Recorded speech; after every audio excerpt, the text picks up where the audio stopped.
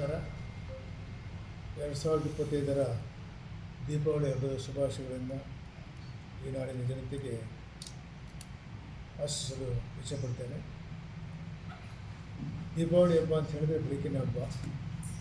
ಜೀವನದಲ್ಲಿ ಕತ್ತಲಿಂದ ಬೆಳಕಿಗೆ ಸಾಗಬೇಕಾದ್ರೆ ಬೆಳಕು ಭಾಳ ಅವಶ್ಯಕತೆ. ಕತ್ತಲೆಂಬ ಜೀವನದಲ್ಲಿ ಅನೇಕ ಜನರು ಕಷ್ಟ ಸಂಕಷ್ಟಗಳಿರ್ತವೆ. ಆ ಕಷ್ಟಗಳು ಸಂಕಷ್ಟಗಳೆಲ್ಲ ಪರಿಹಾರ ಆಗಲಿಕ್ಕೆ ಬೆಳಕು ಎಂಬ ಶಕ್ತಿ ಮತ್ತು ಚೈತನ್ಯ ದೇವರು ನೀಡಿ ಎಲ್ಲರ ಬಾಳಲ್ಲೂ ಕೂಡ ಸುಖ ಶಾಂತಿ ನೆಮ್ಮದಿ ಸಮೃದ್ಧಿಯನ್ನು ದೊರಕಲಿ ಅಂತೇಳಿ ಈ ದೀಪಾವಳಿ ಹಬ್ಬದ ಮುಖಾಂತರ ಎಲ್ಲರಿಗೂ ಶುಭಾಶಯ ನೀಡ್ತೀನಿ. ವರ್ಷಗಳೊಂದಿಗೆ ಸಾರ್ವಜನಿಕರಲ್ಲಿ ವಿನಂತಿ ಅಂತ ಹೇಳಿದ್ರೆ,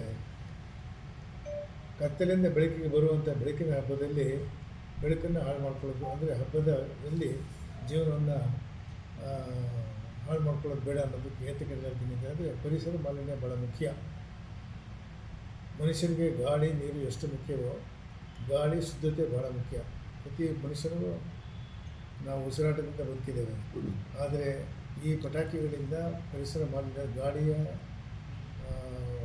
ಕಲುಷಿತ ಆಗ್ತಕ್ಕಂಥ ಅವಕಾಶಗಳು ಜಾಸ್ತಿ ಇದೆ. ಜೊತೆಗೆ ಈ ಬೆಂಕಿ ಅಪಘಾತಗಳು, ಅಂದರೆ ಬೆಂಕಿಯನ್ನು ಪಟಾಕಿ ಸಿಡಿಸೋದ್ರಿಂದ ಅನೇಕ ಅಪಘಾತಗಳಾಗ್ತಕ್ಕಂಥ ಸಂದರ್ಭ ಇದೆ. ಆದ್ದರಿಂದ ಗ್ರೀನ್ ಪಟಾಕಿಗಳನ್ನೇ ದಯವಿಟ್ಟು ಉಪಯೋಗಿಸಿ ಪರಿಸರ ಮಾಲಿನ್ಯವನ್ನು ತಪ್ಪಿಸಿ, ಜೊತೆಗೆ ಮಕ್ಕಳಿಗೆ ಸ್ವೇಚ್ಛೆಯಾಗಿ ಪಟಾಕಿಯನ್ನು ಆರಿಸಲು ಬಿಡಬೇಡಿ.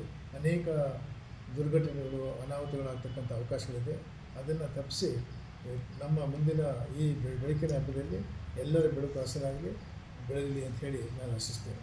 Okay sir.